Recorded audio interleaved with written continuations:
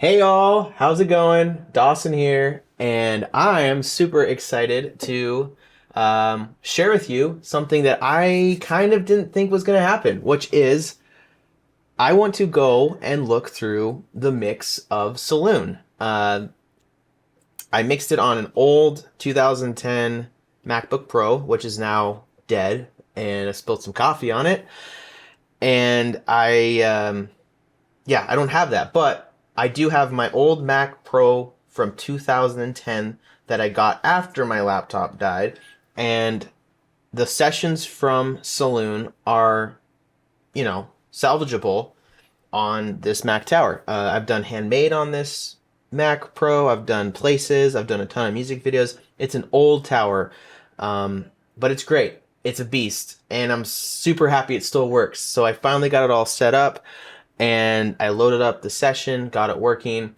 and I thought it'd be really fun to go in and just kind of see what the heck I was doing 10 years ago, more like 12 years ago at this point. So, yeah, let's just dive into this. There's going to be a lot of situations that aren't going to make any sense because a lot of this is just old stuff that doesn't run how it was supposed to. So, I have an Apollo quad, and I still have it, and I'm still using it right now, but it's not synced up correctly because when I have my new PC, it changed some stuff, and now it can't recognize the plugins. There's just a lot of stuff going on with this session, which is totally fine. It's expected. It's 12 years old. So yeah, let's see what's going on. Let's start from the top. Let's see what's going on.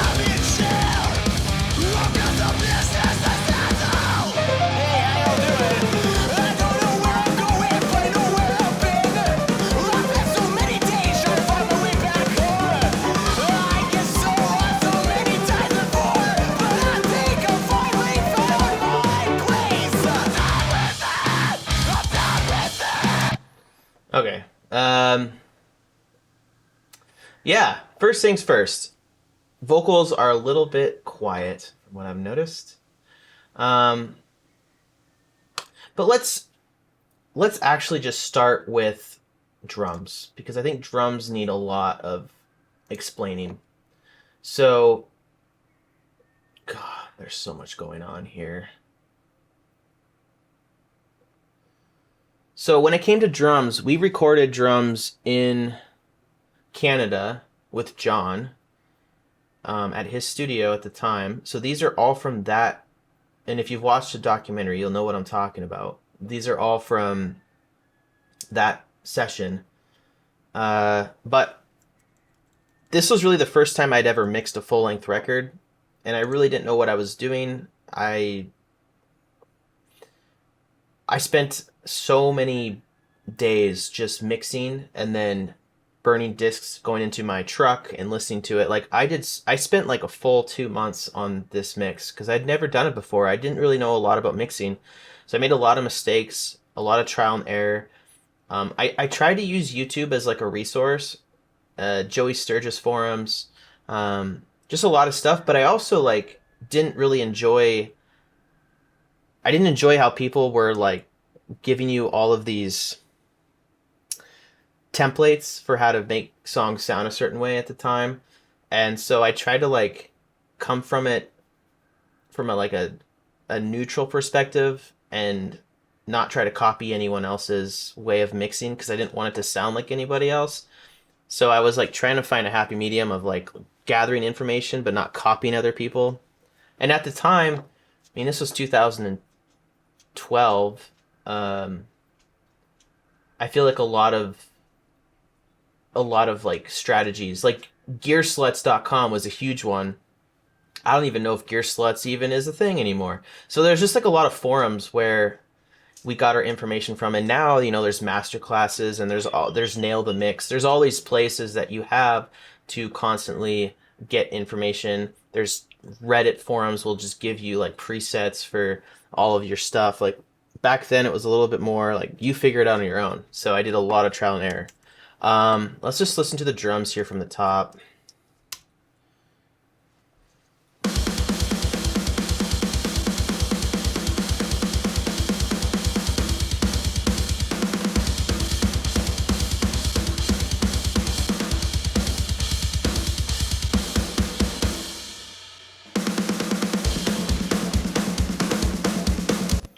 So you can definitely tell there's some crazy samples going on with this. It's been so fucking long since I've done Pro Tools. That's the thing. This is on Pro Tools 10. I'm still on Snow Leopard with this computer, and oh man, how do you do this? So I think I had a group here because I use Reaper now. I'm not a Pro Tools guy anymore. I was for a decade, but Pro Tools is complete dog shit. Okay. Um, let's see. Let's listen to this. Okay. Then we got this one. Oh. So back then, I like to combine kicks together. I don't really do that anymore because you get a lot of phasing issues. But I did it then. It's not necessarily that bad. Let's see, I did some transient stuff here.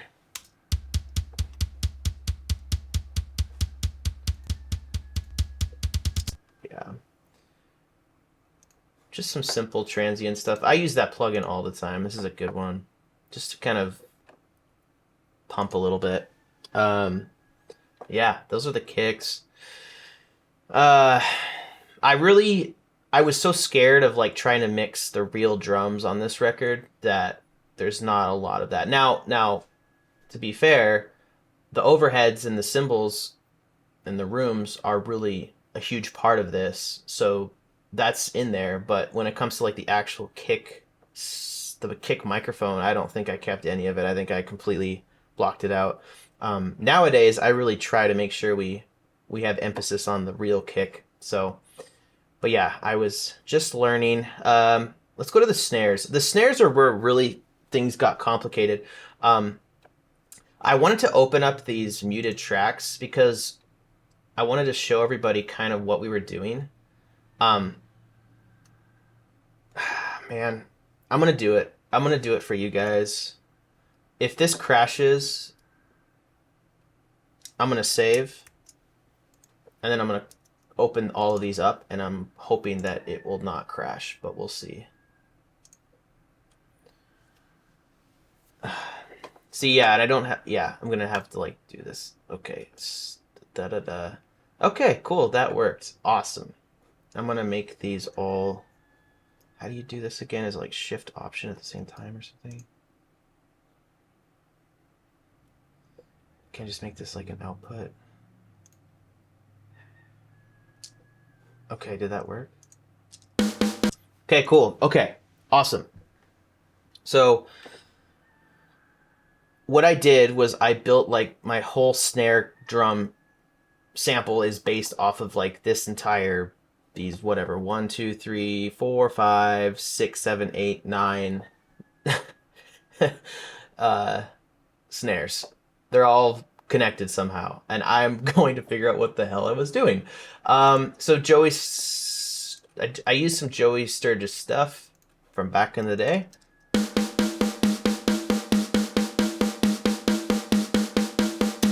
There's one, and then another one underneath that. I think this is an Andy Sneap snare. Yeah. Grand snare. Don't really know what that one is. Truth snare. So I bought these Truth snare samples from their website, and they're really good, and I've used them a lot. And then oh, that one's over here. So yeah, there's 1, 2, 3, 4, 5, 6 on the main snares, and then they all have a bunch of random like stuff going on. I don't really know. I spent a long time like with the volumes and the compression and all that stuff to kind of make them all. And I'm surprised, honestly, that I never did any sort of phasing stuff. They seem to just kind of fit together well, because that's a big problem with combining snares is that you start getting phasing problems. And I never really had any issues with this. I didn't even know what phasing really was at the time, so I guess I just lucked out on that. Uh,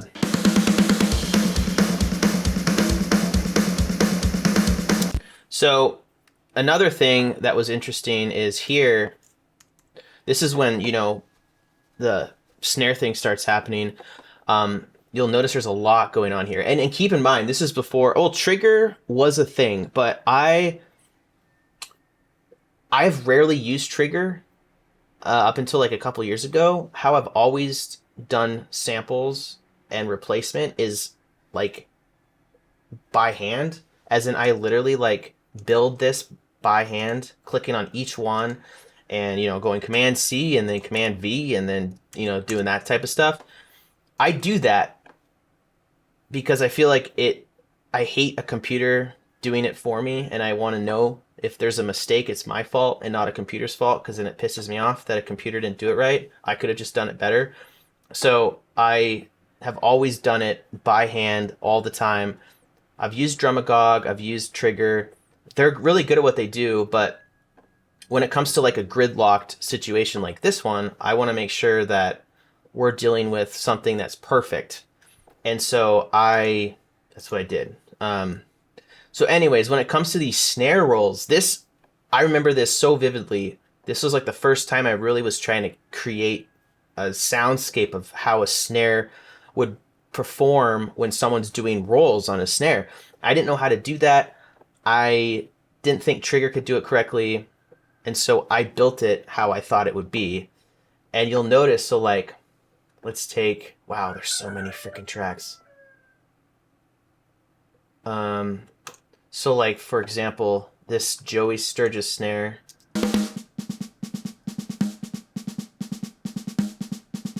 So there's that, and then there's this one, which is like the main, high velocity one. So then you put them together and it's...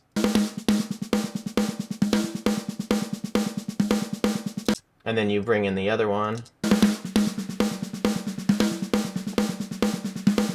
You bring in the other one. And then you bring in this one. Bring in this one. Bring in this one. Bring in this one. So all got their different characteristics. You got the ping from the truth snares, and you got more of like the sandy bottom end of this Joey Sturgis. But the thing that was constantly pissing me off was, and I think that this is different now with Trigger and stuff, now that I'm like more educated on how like all of that stuff works. The thing that I always notice is if you like do a sample, like take this sample right here, and if you wanted to put this high velocity snare right here, what's the command? Is it Command E? Yeah, that splits it. It's been so long. If you put it right here, now the trail, right? The trail of this is gone. You want that trail, right? So then I started thinking, well, okay, so if I have a snare ring out, like when you hit a snare, in theory, does the snare ring still project after you've hit the snare again? And in my head I thought, yes, when you hit the snare and then hit the snare again, the first hit still resonates and the next hit is still going to resonate. Like they're all resonating. They're all going and hitting the walls and coming back and all this stuff. So I'm like, okay, if I'm going to build out a really fast snare part, I need to be having these big hits also ring out just as much as the small hits are ringing out. These little ones don't really need it as much, but the big ones really do. So now I have 2 tracks for each snare sample doing the hits that ring out that overlap the other hits. So you got so many different tracks of this just to create the sound of,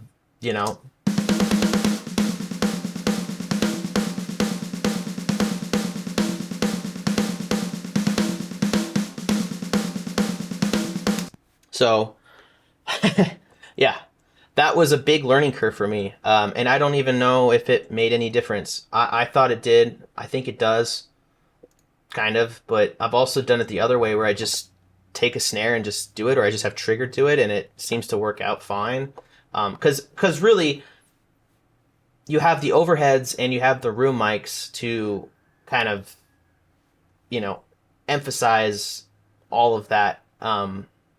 Anyways, so you're gonna have the room sound coming in from the real snare and stuff. But that was convoluted. That was a long take, but that was a huge. I remember spending a whole day on this trying to make it sound real, because like every single hit is a different velocity. You want them to sound right, and then you do it with all these different snares. You have to do it each one individually. There's hundreds and hundreds of samples just in this one part.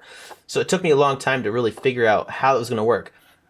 And gosh, that was such a long time ago, and that took a long time. I'm going to mute these, make an active again, so we don't have to deal with that shit. So let's move on to... Oh, and what I did, because here's the thing. My computer, my laptop, my MacBook Pro was complete dog shit, in the sense that it just didn't have a lot of power. It had like an i5 and had 16 gigabytes of RAM. So it struggled with this album, and I had to put ice packs under it all the time. So what I had to find ways to like get away with stuff. So a lot of times I was learning how I could get away with using less plugins, but then also like learning, you know, once I found like the perfect sound I wanted, then I would export that sound into something, you know, that was not wasting any more CPU. So I think the actual final snare track is somewhere else. Where is it? It's right here. So this is the actual like snares that were all exported down from that big, you know, 10 tracks, you know, so.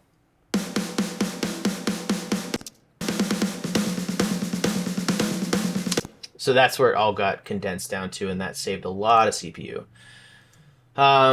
Okay, let's go to overheads now.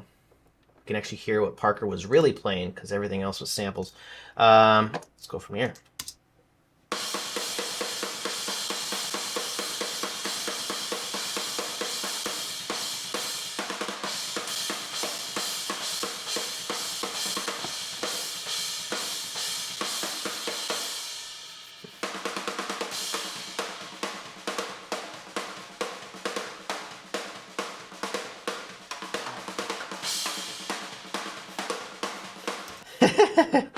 Oh man, he made some mistakes right there.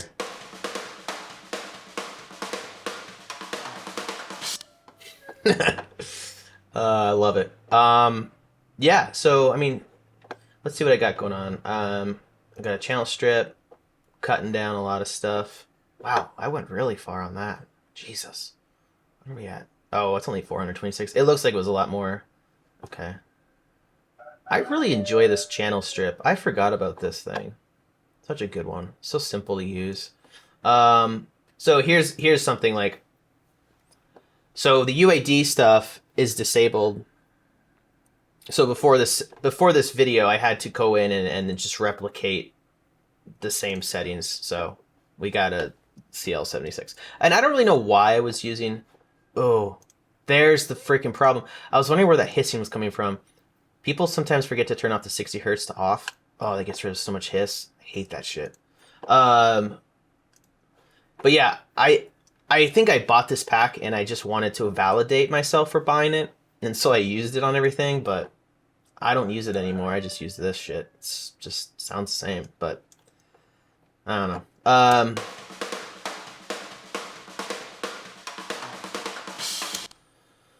And then I have...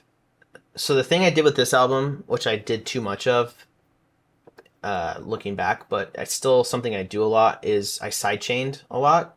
So,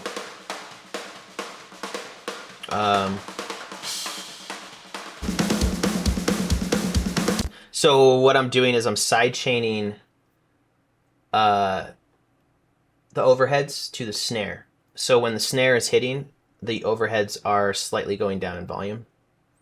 And I do that with a lot of stuff. Like I do that with guitars sometimes. I'll take the kick and the snare. Whenever the snare and kick hit with the guitars go down slightly in volume to give a little bit more room for the drums. Uh, I've definitely overdone it with this record. It's a good example of that. I did that a lot with this record.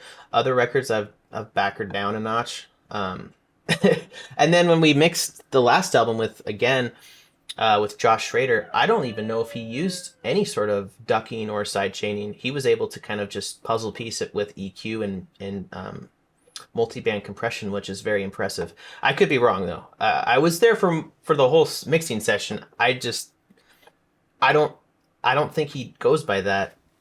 He rather would find a realistic approach to it, which is really impressive.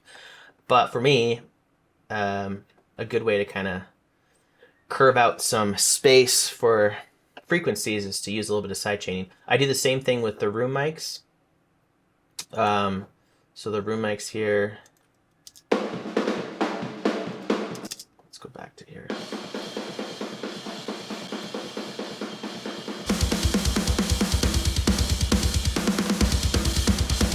So you can see like we're going down, 12 and 2.49 ratio on the rooms as well. So there's a lot going on. And then I have these crushed big time. And this is not even active. I just have this out because I was cloning it, but it doesn't even work. So that's not a thing. But this one, the 1176, CLA 76, 20 ratio, just cranked to kind of just make it sound like crap, kind of purposefully to give it. Because here's the thing with drums that I try to explain to people is like when you go into a room and you hear drums, like it's so loud that almost your ears like distort the sound. Like it almost like sounds crushed because it's such a loud volume. But when you record it, the microphones are able to capture the sound for what it is. But that's not what you're hearing. That's what the mics are picking up. But us as humans don't hear it that way. We just hear, kind of sound like that. So I feel like a good way to kind of replicate that to make it sound human is to take the rooms and just crush the shit out of them so that you're kind of replicating what your ears kind of hear if you were just standing right next to a drum set going nuts, So that's where you kind of get that. And another thing too is I will take something like the Saturn. Here's a good example. So with the overheads, I'll use this plugin a lot. I'm going to over exaggerate it so you kind of understand what I'm talking about. You take this old tape and you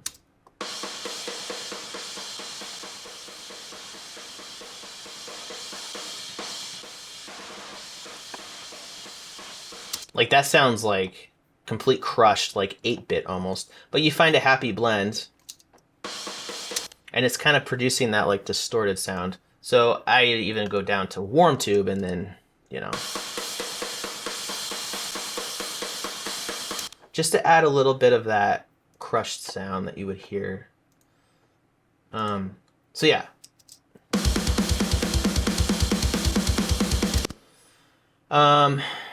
Yeah, so I mean that's pretty much drums. There's some EQ stuff that I was doing. Yeah, I did a lot of carving with those cymbals. I've also been using the same cymbals for like well over 10 years. The Istanbul cymbals, we have had the same, I can't remember the names of them, but we've had them since Handmade and we still use them. And I still record bands, I still record us, but they're kind of just like a cymbal that I've been able to craft and carve out like EQ wise and kind of just know it really well. So yeah, that's been fun. So whenever I record a new band, I have to learn like the whole cymbal concept again because I'm so used to one cymbal sounding the same and knowing how to EQ around it. But then I'm like, oh shit, you got some minals. Okay, this fucking chicken. If you guys hear this chicken, I swear to God, I am so over the fucking chicken. Okay. Let's move into bass. See what's going on there. Okay, I forgot that I did not. What is going on with the kick here? Let's get rid of the kick. Oh, that's not even good.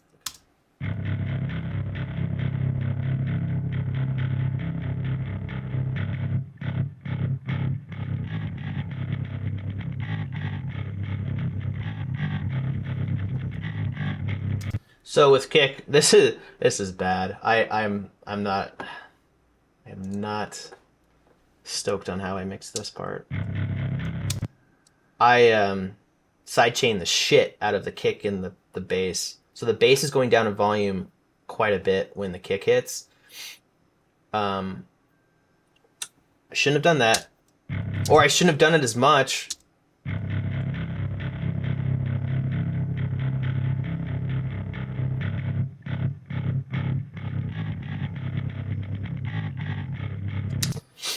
I don't know. Yeah. What I do now is I'll usually take like let's see if I can load one up here. I'll take like a C6. Oh wait, no, this is the wrong one. My bad. Yeah. C6 sidechain. Like this, and I will take like this section here and just like bypass everything else. And I'll just find like a frequency that I want to sidechain just in this lower register, and then I'll do that same thing. But I don't want any of this area to be like taken out, but I want some of the kick to be able to come through a little bit better. So I'll do that now, and I'll be a little bit more generous with like, I won't do as much as I used to do. I was pretty freaking going crazy with the sidechaining back then. R bass is interesting. I do this still. I think it's really important. You find the key of the song. Like you could take I don't even know what plugins are on here. Jesus. I think it was the H EQ.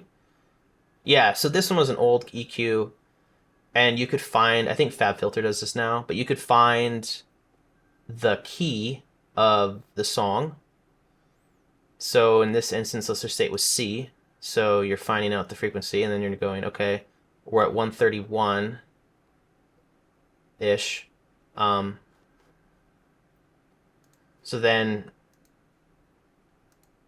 you would then take R bass and you would go, well, I have it at 150, but I don't know why.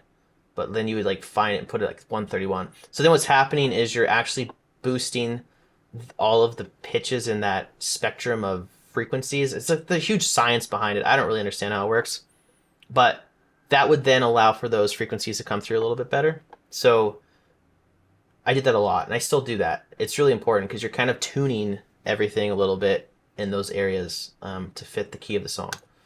Yeah, so that's bass. And what we use for a bass tone, I don't even know. I think I do have it right here. Jeez. Okay. Yeah, I will do it. I hope it doesn't crash. I'm going to save again.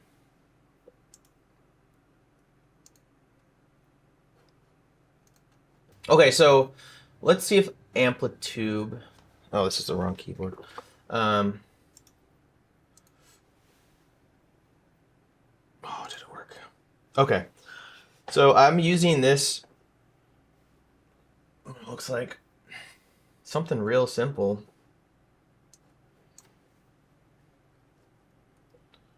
Let's see if I can get it to just be output.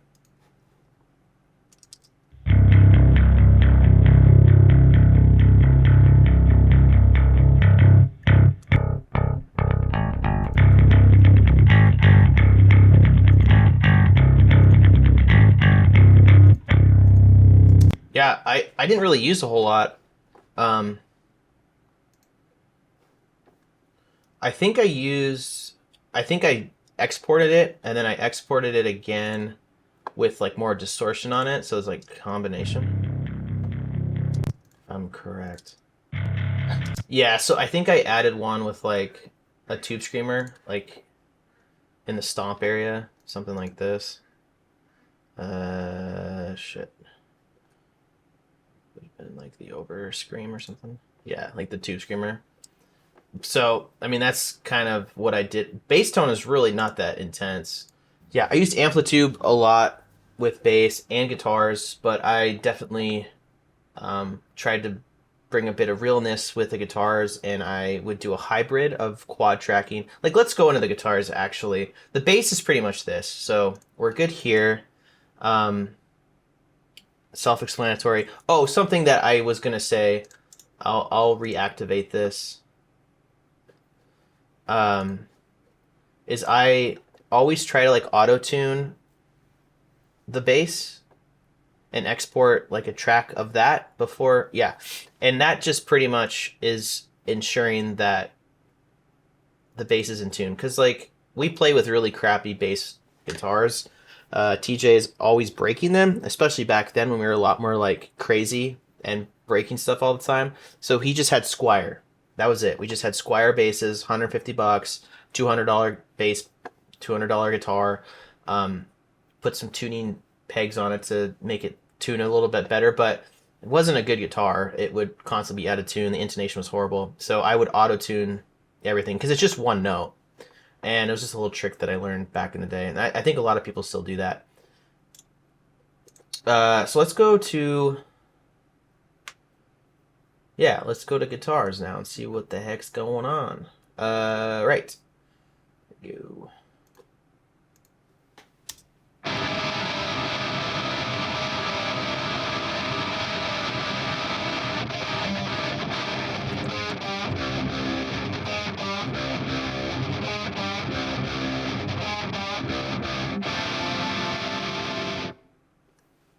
All right, a lot to unpack on this one. So I have side chain, side chain, side chain, side chain. Holy shit.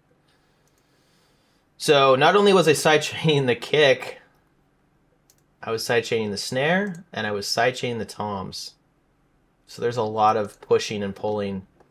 Not a fan of this really anymore. I'll do it lightly, but this was like hardcore.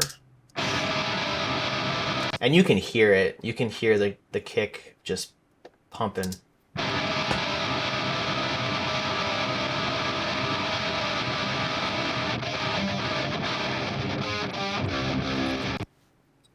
I've never really been good at mixing guitars. I think it's one of my downfalls. It's just hard because, like, you know, it's constantly trying to compete with vocals and every other thing, but you want them to be aggressive, you want them to be the forefront, but then you don't want them to be the forefront. They're just hard to mix. It's just tough, and I struggled so hard. Let's go up to the actual tracks here and see what we're dealing with.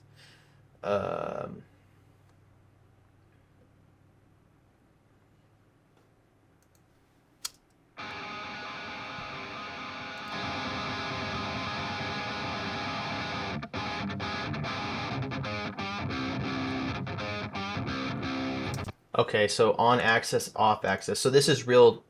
This is real amps. This is my 6505 plus, mic'd up, and of course this was during the time where I was really like into Bring Me the Horizon. Frederick Nordstrom, I believe his name was, and all that he was doing with Suicide Silence. There's a Heaven. I don't know, whatever that album was, the super long name. There's a Hell, Believe Me, I've Seen It. Yeah, that's that album. And a big part of that was this on axis, off axis microphone concept that Frederick had. And yeah, that's what this is. So it's just pretty much just doing this on the cone. Hi, buddy. If you're gonna hang out, you need to sit because I'm teaching people something. Let's see. So this is the other side. Lots of dissonance stuff that we were doing back then. And then where's the other stuff? Okay, so those are real guitars. Real guitar. I think this is... Yeah, so what I did was I did a hybrid. I quad tracked everything, and then Each side had, one side was real guitars and the other side was amp simulator. And the amp simulator that I used was, I loaded this up beforehand. I should find it. Okay, here we go. This orange rocker verb, complete. I actually kind of like this, to be honest. I have the neural DSP stuff and I love it, but there's something about the way that this sounded that I always dig. Let's see. Hold on, I got something else soloed.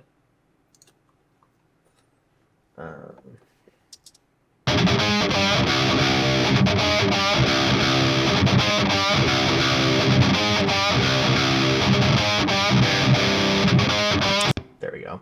I just love like how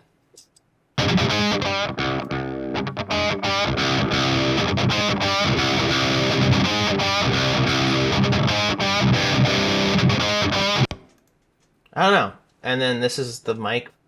I added more of a custom thing there, and nothing's really going on there. That's not on. No, it's bypass too. Stomp. Oh, I have a little bit of overscreen, which is just a whatever, and then compressor, tube screamer. Yeah, tube screamer, and then compressor, and that's it. I don't know, something about that amplitude pack that they made back in the day, the orange pack. I just liked how it sounded, and then I combined it with a real amp with the 6505, and I just always felt the combo was pretty legit. So that's what we use, and that's really the core of our guitar sound, has always been that. I've used that on Handmade too. Was a lot of amplitude mixed with the 6505, and then I think in Handmade we rented out a JCM 800 and did that for the other side. But it's just like a lot of hybrid combining of guitar amps and stuff, because I love the body of real amps, but I like the hissiness of kind of those crappy back in the day amp simulators. So I don't know. Yeah, there's that. Let's like listen a little bit farther into the song, because I feel like I've neglected just seeing what's going on over here.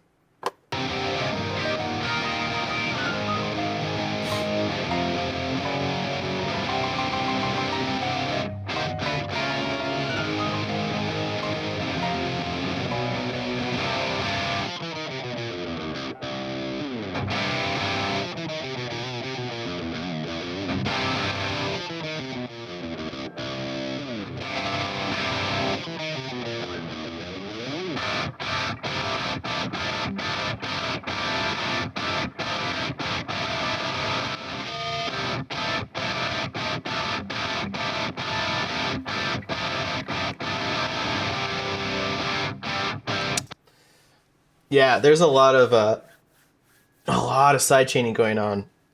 God, I don't like it. I don't like it, but I'm just gonna go along with it. Okay, so that is guitars. I don't want to keep this going too long, so we'll just dive into pianos real quick, and then we'll go into vocals, and then we'll call it. Because I want to do more of this. This is fun. I love that I got my computer going, and I just think that this is just such a cool archive of stuff, going back to how I used to do stuff. Okay, pianos. So this is an interesting thing with pianos. If I remember correctly, Kyle created all this stuff by hand. Like he wrote the piano parts, but he couldn't get the sound, obviously, with a real piano. And so we MIDI'd everything. And then I found some really cool contact piano stuff, like old, like really old. I don't even know. I'm going to sneeze. Whew, okay. Son of a bitch, that will probably stay in this video. We found like a honky-tonk piano. Let's see.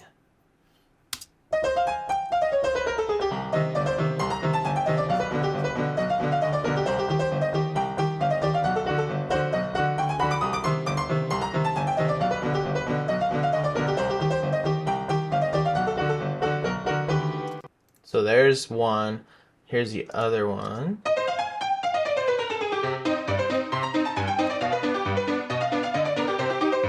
And it was cool. I don't know where I found this, but it was like a library online. They were doing like an old 1800s piano that hadn't been tuned in forever, and it was able to be a contact instrument. I don't even know if I could find it anymore, but it sounded amazing, and I stuck with it. So I'm combining two different variations of it. I wanted one that was a little bit less intense and one that was really intense on the other side. So you got...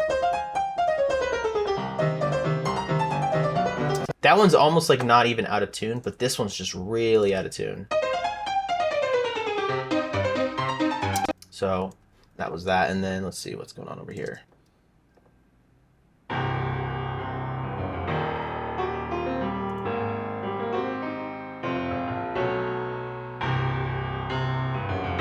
And honestly, a lot of this too, we used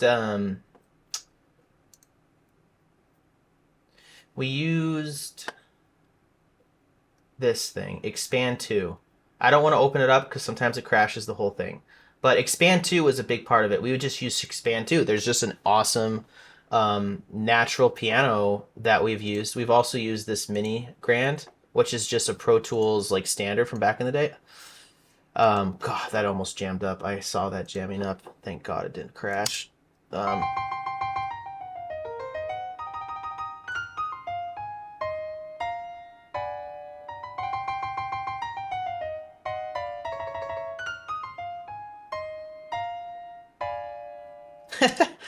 I just realized it kind of sounds like Super Mario Bros. 3. Yeah, and then you just combine that with like some other context stuff.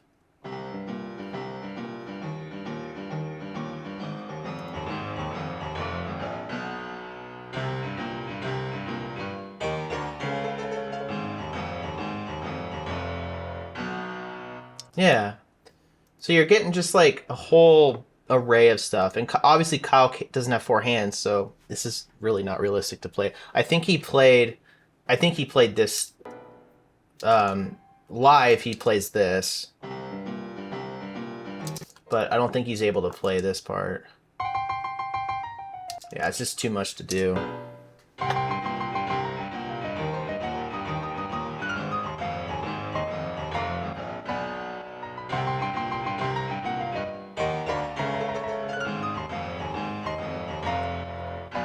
Yeah. And of course, you can hear it. The keyboards and the piano are all sidechained to the kick and snare again. So dumb. Okay. Let's move on. Let's go to vocals. Let's see what's going on. Let's steal the gods again! Disagree at its way! Your bullet's gone, I see a rush, you like nothing! You're not woman! Hey, Dawson, so grab me a chair! I've got some business to settle! Hey, how y'all doing? I don't know where I'm going, but I know where I've been! I've spent so many days trying to find my way back home! I get so lost so many times before, but I think I finally found my place! I'm done with it! I'm done with it! And there's nothing you can say to bring me back to the win! I'm done with it! Okay. Well, as you can tell, there is a lot of distortion on both of our vocals. Starting with Kyle. So, I've always been a fan, a big, like a really big inspiration for me back in the day. So this is how I A-B'd this album, if you guys want to know. I A-B'd this album with two songs.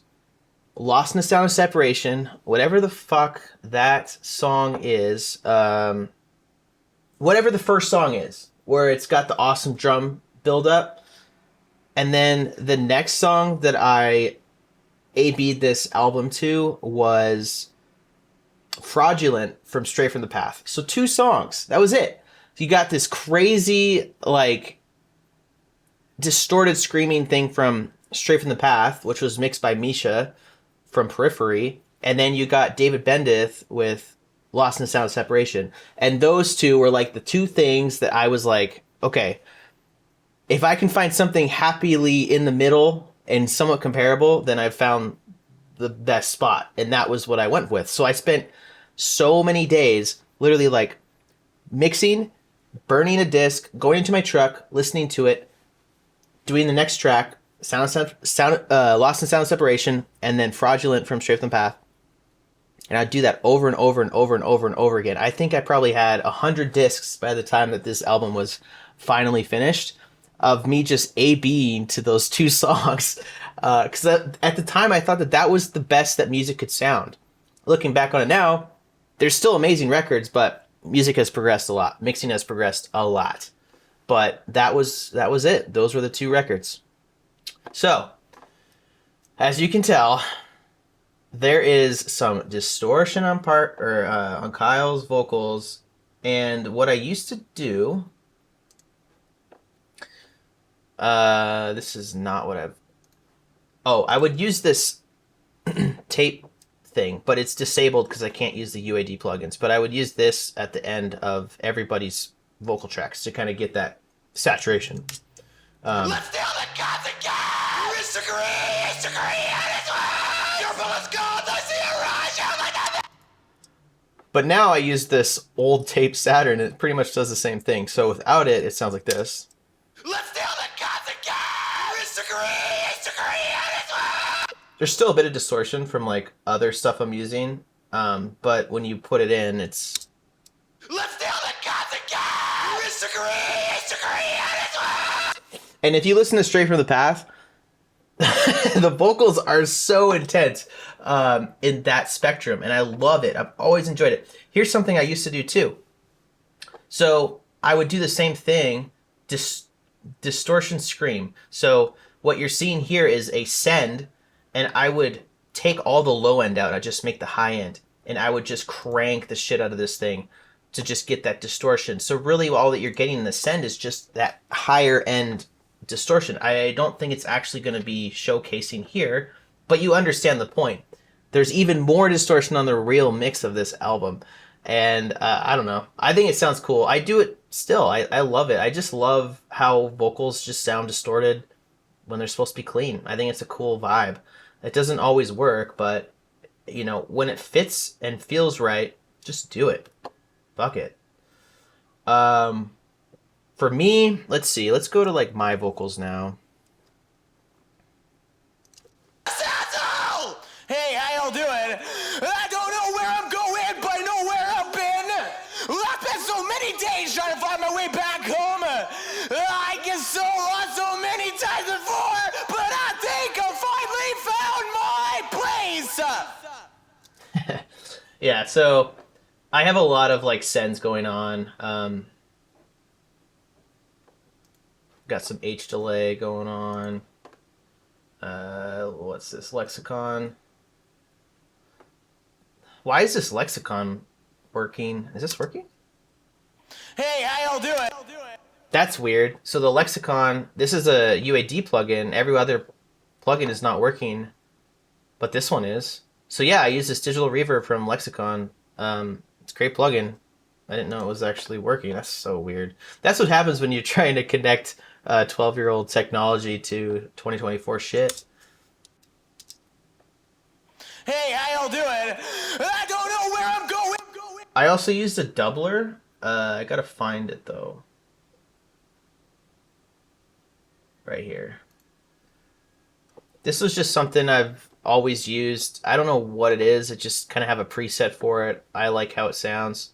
It doesn't add a lot, but it just adds a little bit of space. And yeah. And then really that's it for vocals. Like I spent a lot of time making sure that our vocals were perfect when it comes to background vocals. Let's see. Let's do the backgrounds here. A chance! Oh, a chance! Oh, I see you by the table! It's time I showed you these cards! Hey, trickery will never defeat me! I said trickery will never defeat me! Don't mess up one single time! And if you notice, there's not any auto-tune on any of this. I spent so fucking long working on getting my vocals to be perfect without auto-tune. I was so dedicated to that, And I think that was a big part of making my vocals the way they are. I've shredded my throat, my vocals multiple times trying to do some of the stuff in this album, and it was a really good learning curve because I was straining, I was doing all these things wrong. Melissa Cross would be so pissed at me for all the things I tried, but you had to do it, you know, to learn the hard way. And I'm really proud of the fact that we used no auto tune on this record at all. On our other records, we've definitely used it as a way to kind of coat and smooth out our vocals, but because of this record and so many hours spent into focusing on getting it the best that we possibly could without like autotune, I felt like it really made me a better vocalist. So I've always prided myself in that. So yeah, I mean vocals are really simple on this record. I feel like the drums are really where things got complicated, but with vocals, not too crazy. Let's listen a little bit more here. Chance! Attack my body again! Chance! Hey, yo, we got a cheater now! Chance! Ha-ha, you're not getting away with your trickery! Oh, I sheriff! This time you got him red-handed! And I'm taking back all that is mine! Hey, sheriff, why not show this guy to the sword?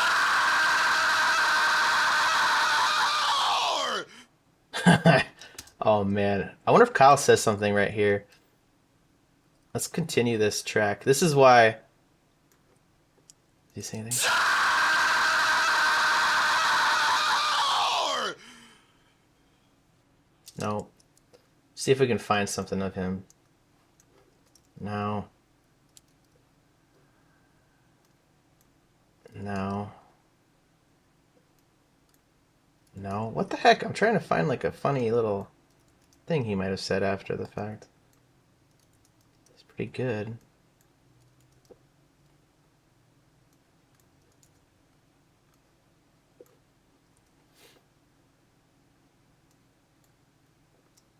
Oh, you'll never get another chance! Attack my body again! Let's see what's in this one. Hey, sheriff! Oh, come on in! Yeah, we had so many different takes of this stuff. And the thing is that there's so many sessions. This is session 27. This is mix 27. If you look right here, mix 27. If you want to see how intense this stuff, the rabbit hole goes on how many different versions of this song there is, let's find it. So I think it's here, and then we'll go to Glyph Drive, DOC, Saloon.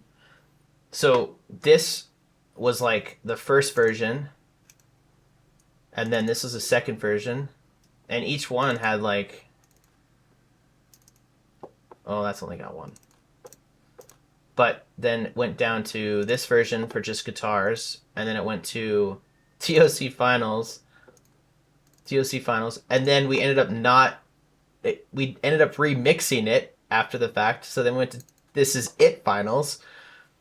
Then we had all of this to remix it and remaster it again to then do, and then here, and then here, and then here, and this is all the different versions that we have: mix 1, mix 2, mix 3, and each one is just a convoluted mess. I mean, I don't know how we got this album done.